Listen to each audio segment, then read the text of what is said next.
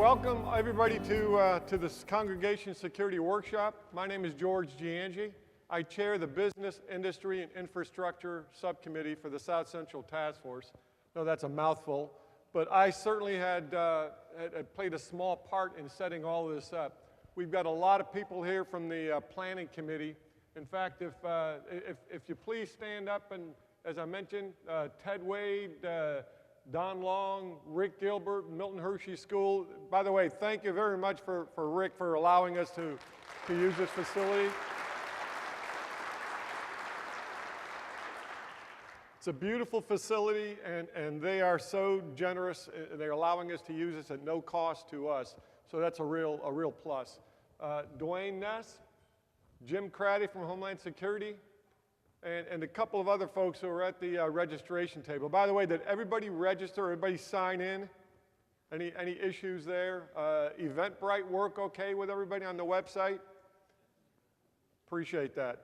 So a little housekeeping first before we begin. Obviously, there's a number of exits here. In case of an emergency, you need to exit. Just go to the nearest exit out. At the registration table, to the right of it, further out from the registration table, are the restrooms. That's also where the cafeteria is, where we'll be having lunch. We'll try and it'll be buffet style. We'll eat over there. It's all set up for us, and then come right back here, and we'll start with the program again. Please do not bring food except for your coffee and drinks from this morning back into the auditorium. Let's see. I guess Rick, am I leaving anything out for housekeeping?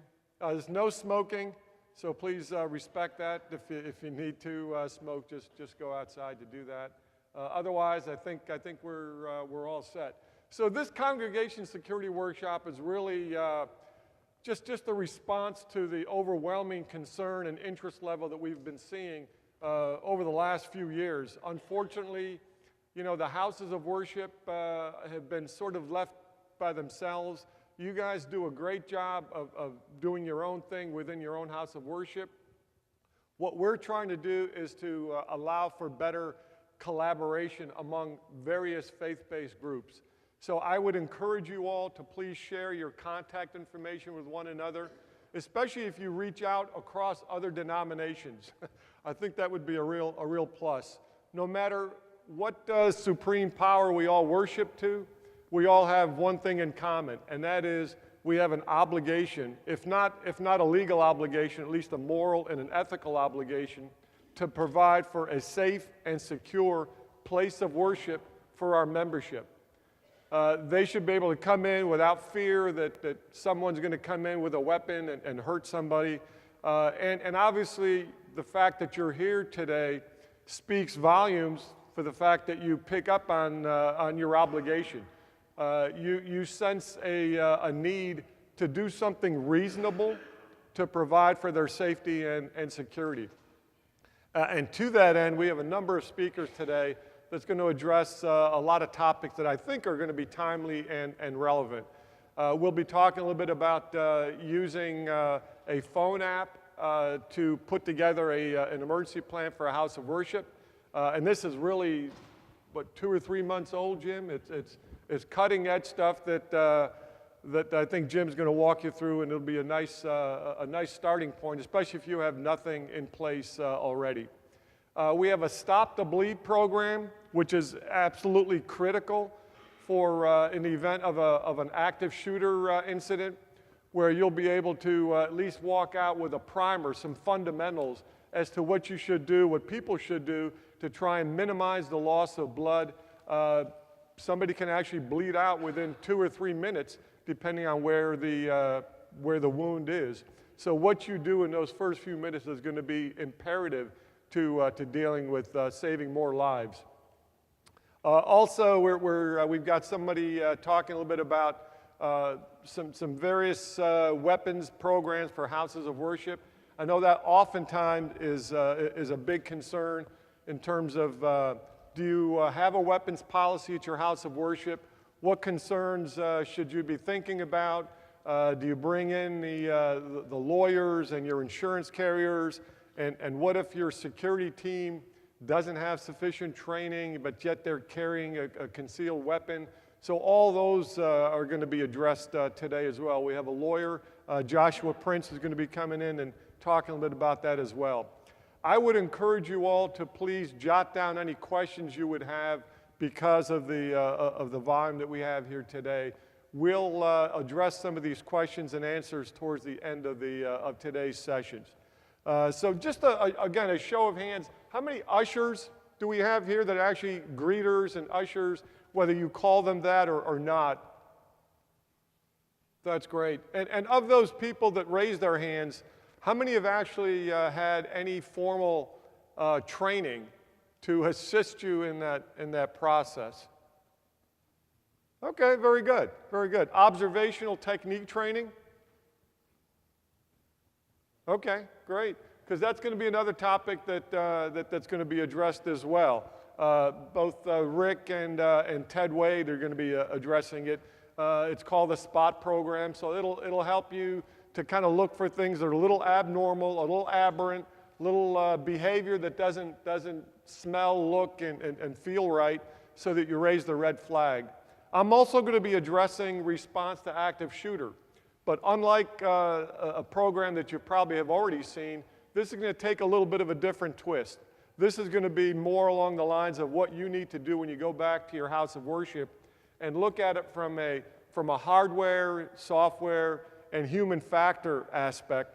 What can you do to your house of worship in terms of policies, procedures, and equipment to help better facilitate your response to an active shooter?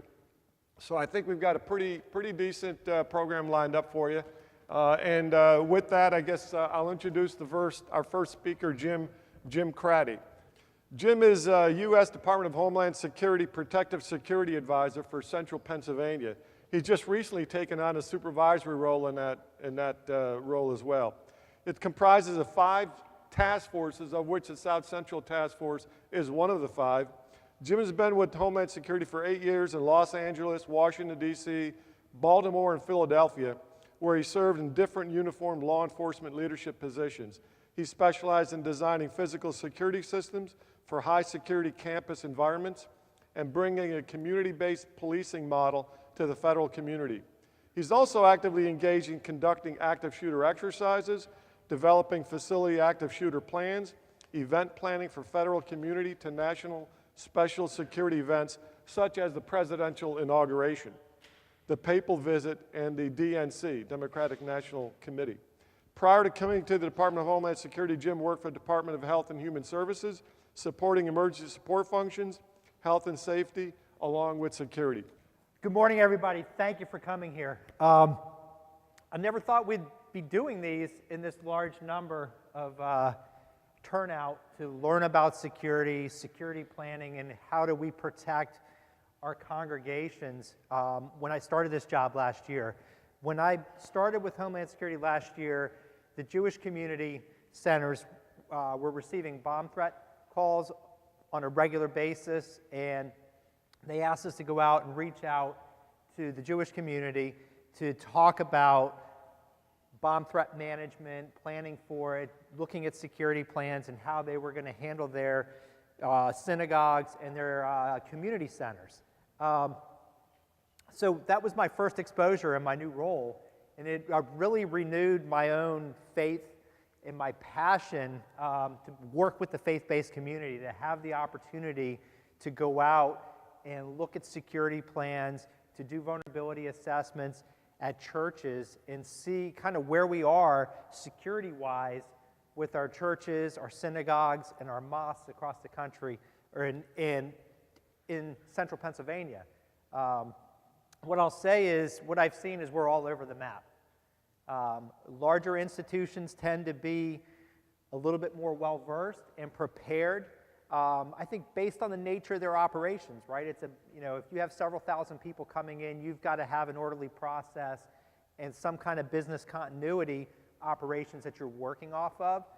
Smaller churches, not so much, right? And it's across every faith that I've been to. I've been to a lot of mosques. I've been to synagogues. I've been to a couple Sikh temples, and security is a hot topic no matter what faith that I go and visit, and trying to get some of the smaller churches and locations paired up with larger institutions to go out and spend a day with a location that's got a good security plan and see how they run it and then scale it to size is one of the big recommendations that we're making. So we know the threat today. Unfortunately, it's across every faith, it's across every religion, and we have to be prepared no matter where we are so that we don't have victims at a house of worship that are there for a Bible study, not going home at the end of their prayers. But we also have to be plan and prepare for natural disasters, flooding, fire. Arson is still a very big concern for houses of worship across the country, and it's something that you have to have a good fire mitigation plan and be prepared to protect against. Just as a lot more people are affected by natural disasters than they are by terrorist events across the world, so an all-hazards approach is important when you're planning for security and your emergency operations for your facility. And I think it can't be stressed enough, the other side of the coin is, and I think we're almost everybody's guilty of this, not having enough cybersecurity measures in place. And it's something that we really do stress when we go out is how are you protecting your church's network, right? If you have Wi-Fi, is it open? What kind of financial business are you doing on your network that might be open to the public? You have to protect it, and you really have to take the time to make sure that you've got the right firewalls in place, the right virus protection, and that you're keeping everything up to date, or you will be a victim of some kind of ransomware, an attack on your system, a denial of service. And the other side of that is your social media, right? And that ties into the security side. How well are you planning, or who's watching your social media sites? Who's watching posts about your organization, about your pastor, about your parishioners that are having problems, right? That's the first place where red flags are typically seen, and having that as part of your security plan is very important to identifying somebody that needs help, which is really why what we're looking to do, right? Lead our parishioners and our congregations at a house of worship and being able to identify where we need to put our resources to help. So this is probably a little out of order. Talked a little bit about this. I'm a protective security advisor, and what we do is we work in the community. I live in York, Pennsylvania. I've lived in York for 22 years, and my family has never moved, even when I've gone and worked in crazy places across the country. So the opportunity to get to work in Pennsylvania was what I was looking forward to doing, and I do vulnerability assessments, tabletop exercises, and I work with Pennsylvania Emergency Management Agency and FEMA when we run exercises or if there are recovery efforts after an incident happens. So I'm available and I'm a resource for all of you in the community. One of the things that we did, though, and I do a lot of work with the South Central Task Force, and we're very blessed in the South Central Task Force to have the kind of organization and the people there that are really focused on training and put on a lot of things like this workshop. I got an email from headquarters wanting to know how the 100+ PSAs across the country, that's me, could do outreach to schools after the Parkland shooting. They're like, hey, we need you to go to all the schools in your district, right, and get with them. And there's 120,000 schools, I think, across the country. 6,000 schools in the state of Pennsylvania, of which I have half the state. So 3,000 schools doing vulnerability assessments wasn't going to work. Houses of worship is the exact same way, right? There's just too many places that we can't get to every location to do that. So that's why we need to bring the information to you guys, have you develop a plan, and then if you want some kind of validation, that's when it's a good time for us to come back in and kind of help you with a review of what you've got going on. So what we're hoping to do today is to give you a starting point. I'm going to touch on a few of these. I took some of these slides out of a presentation that myself and my counterpart from Maryland that's here, Dave Johnston. Do we have anybody from Maryland here? Anybody come up? I know a few folks are registered. Got one back there. Dave's here, so we have some help from Maryland here as well. So I used a couple of the slides here. The first thing we really want to do is to cultivate, is security and safety part of your culture within your organization? It's got to be driven from the top. It's got to be driven from your leadership within the organization. If it's going to matter, I think your parishioners, your congregation have an expectation that somebody's watching the back door while they're praying, right? That somebody's watching what's going on. And so what we want to do is help you be able to do that. I like to say we have 4 plans that are all part of a bigger security. Everybody has a ministry plan, right? Have a security plan. If you don't, we're going to give you the tool for that here today. You have an emergency action plan. That's how you're going to evacuate the building, how you're going to shelter in place, all the details of that. And then contingency planning, right? That's your business continuity plan. If something bad happens at your church and you have to do operations someplace else while you're recovering from something bad, whether it's a weather event or anything else, how you're going to get your business back up and running. All 4 of those plans should work together with your access control, doing surveillance, right? Having the folks that are here that are greeters, that are part of security, all working together to create that ring of security around your house of worship. So what we wanted to talk about was this security app. It's a phone app that was made by Department of Justice. It's an online tool that you can download onto a smartphone or a tablet and start creating a pre-templated security plan for your organization.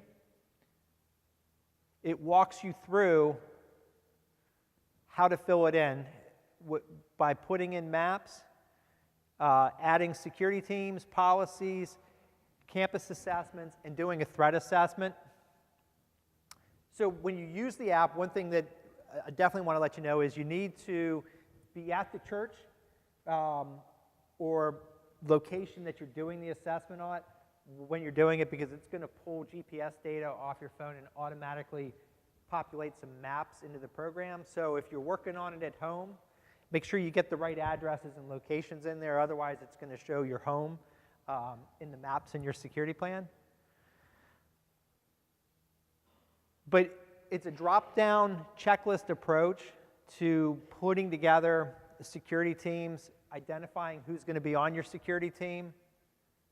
It's going to have you go through answering questions to conduct a threat assessment for your facility. The codes work for iOS, for Apple products. They don't work for Android. If you're going to use an Android-based product, we've got a sheet out there that has a email address that you go to, and it'll link you to how to hook up the Android service. The concern with the Android service is it's stored on your phone and you're putting sensitive security information into it. However Android works on the back end, it could still possibly be available. So somebody else could get your information. That's why we don't give codes to do it. It's the way it's been explained to me. I'm a physical security guy, not a cyber security guy. So I trust them when they say the Android, you want to make sure your device is secure, and pick up a copy of this so that you have that. The iOS one will give you these directions here too. I've got the codes on an address label. We'll put it on there for you. You can download it onto a device and go about creating an app, a security plan. I'm going to just scroll through one real quick. This is a sample of what the plan ends up looking like that you can create on this app. A little bit easier to see than on the PowerPoint slide. But you'll have your safety and security. You start working on creating your policies, and doing a self-assessment of your facility. Gathering all your information that law enforcement would need if they're going to respond to your location. We do ask that if you use this app and you put stuff together, that you're working with law enforcement and you're sharing your security plans with your local responders. Like I said, it pulls a map in, get all your information in there. You can attach pictures of the inside of your church and identify them in your response plans. You go through a set of questions in here that help you identify where your different security aspects need to be. So I've been out to a couple,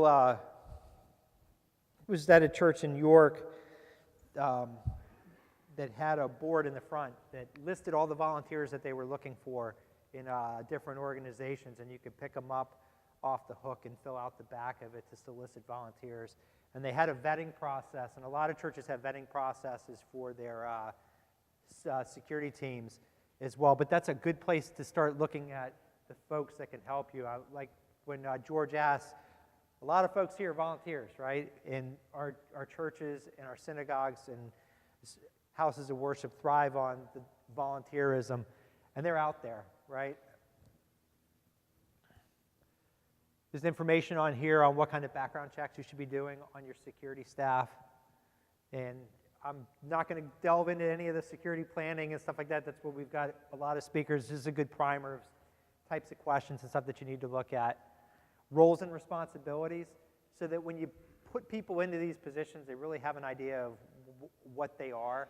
Having a security director that kind of orchestrates this whole process, this whole team to come together to provide an organization, a safety team, use of force, protesters, handling those disruptive patrons, congregation members that come in when they need help, and how you're going to keep your services going, shelter in place, fire evacuations, putting your policies in there. It's a really easy self-assessment tool to use. And then the threat assessment in here looks a lot like what George uses when he goes out and shows people how to do vulnerability assessments, but scoring what you feel is your biggest risk and trying to figure out where your vulnerabilities are. So it's a very interactive tool. It's a great way to get started if you don't have a plan. I think it's a good starting point to grow off of if you don't have anything.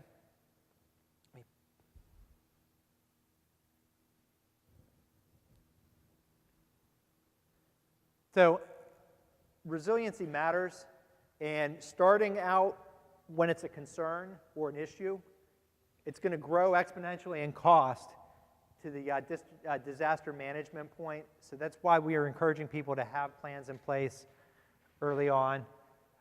We'll send this out. There's a lot of resources online. Department of Justice app site has all the links on there as well for this. There's a lot of FEMA apps out there as well. And there's organizations that all their information is available, and we'll make this slide available as well. Partner, partner, partner. Invite your first responders out. It's important that you're working with them as well. Things that we look at when we come out and do vulnerability assessment is not just the physical security side. We really take a deep dive into seeing that you have good organizational plans, cyber protection, and dependencies, right? If your location is going to be a shelter for the community, what kind of backup power do you have? What kind of storage agreements do you have? So it's a holistic approach to security. We also do active shooter training. We gave out every piece of paper we brought with us today, but we can make more available for you as well, or get the online information to you. I'm here at the scene of tomorrow's shooting, where a 15-year-old will kill 4 children, 2 adults, and then turn the gun on himself. When the shooting starts happening tomorrow, first I'll probably just think it's firecrackers or a car backfiring or something. He told some of us that his dad kept a gun in his closet, and he always talked about using it on, you know, the people that bullied him. Tomorrow I'll probably say that I wish I told someone. You know, after the shooting, we're gonna feel pretty bad about picking on him, but until then, we'll probably just keep doing it because he's pretty weird. Tomorrow I'll probably point out that something has seemed off with him since the beginning of the school year. And I'm now joined by the officers who will be the first responders tomorrow. What additional details can you share with us? Well, someone is expected to tell us after the shooting that the shooter has been posting on social media about doing this for weeks. So how will you explain the shooting to your daughter? Actually, I won't get to explain it to her because she won't make it. This is Christine Lynn, reporting from the scene of another shooting we'll say we never saw coming.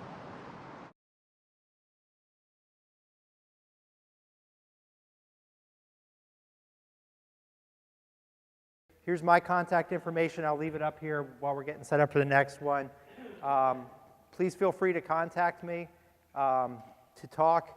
I say that, and I hope I'm not writing a check bigger than I can cash, right? That's why we're doing these seminars, to do a lot of outreach. I've been to a lot of churches this year and a lot of synagogues. I've seen a lot of really good practices, and I've seen a lot of folks that need help.